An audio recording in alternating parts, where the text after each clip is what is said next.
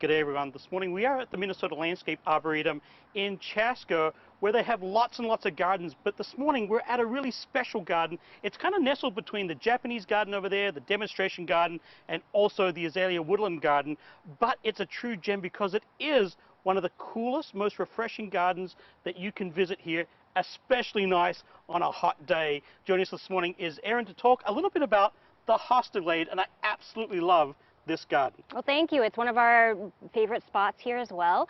We feature, oh boy, over 361 different varieties of hosta. That does sound like a lot, doesn't it? You know, I always knew there was like hundreds and hundreds of them, but roughly how many are there? There are actually over 3,000 different varieties now, and there are breeders that cross different hosta species and varieties to create new ones every single year. So I'm sure we're well over 3,000 now.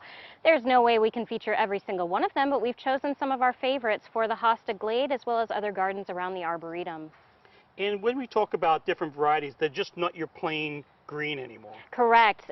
Everybody thinks of that boring green leaf hosta that just does really well in a shade garden, so that's why you throw it in, because nothing else will grow there. But you actually have a lot of different choices these days. You can see some of our blue leaf varieties. There are lots of different variegations. There are chartreuse varieties, still ones that are edged in white, or maybe they're white and edged in green. And then the bloom times also stagger, so you could choose 5 or 6 different varieties and potentially have hosta blooming all season long. Some of them are also incredibly fragrant. So let's talk a little bit about deer and slugs. These are super clean. How do you guys deal with both of those? Well, this year, oh yes, this year we've been incredibly lucky with the drought. These hosta are actually quite established, so we don't need to give them supplemental water. They're doing quite well in the shade. Our sunnier locations, we do need to throw on more water. But with this, slugs tend to come out when it's a little rainier. So if they were coming out, we would use things like, honestly, coffee grounds work as a great repellent. They will not cross a coffee line to munch down on the plants.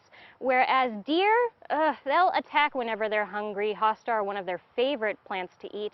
So for deer, we will either fence off the areas to physically block them, but we have 1,200 acres. Fencing cannot go around all of it, unfortunately, so we will use repellent sprays, which usually are rotten egg based or garlic based. Perfect. Now, I mentioned this is super shady, super refreshing. There's lots to do here at the Arboretum. Just as a reminder, they are reservations only, but if you want to get out of something, have a nice little cafe up there, maybe Rod and I will go have a little snack after this, maybe jump on the tram, the Trumpet Creeper. Lots of things to do at the Arboretum. Definitely worth checking out on a summer's day. Back to you.